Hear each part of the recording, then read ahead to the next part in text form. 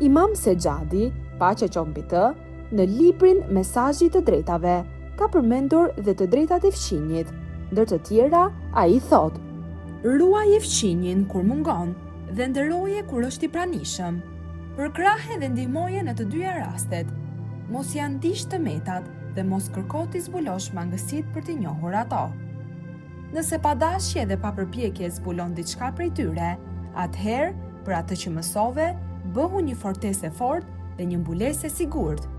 Edhe sikur heshtat të shponin për t'i zbuluar ato, mbaj të fshehura brenda vetes.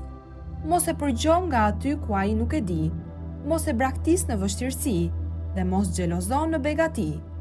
Pranoje gabimin e tij dhe fale rrëshqitjen e tij.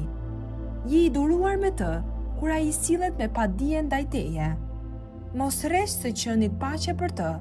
Largoje prej tij gjuhën fyese dhe neutralizo kurthet e përçuesit të thashethemeve kundër tij. Sillu me të me edukat dhe mirësi. Nuk ka forcë veç se me Allahun.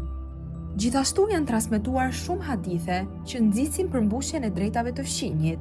Islami e konsideron respektin dhe kujdesin ndaj fqinjit si pjesë të besimit dhe urdhëron mirësi ndaj të gjithë fqinjve, pa dallim feje, race apo kombësie. Për shkak të rëndësisë së madhe që i jepet fqinjit në shpalljen që i zbriste të dërguarit të Allahut, paqja dhe bekimet e Allahut qofshin mbi të dhe mbi familjen e tij. Ai ka thënë: Xhibrili vazhdoi të më porosiste për fqinjët, aq sa mendova se do ta përfshinte fqinjen edhe në trashëgimi. Kush neglizhon ndaj të drejtës së fqinjit për shkak të armiqësisë apo kooperacisë, ai është mëkatar.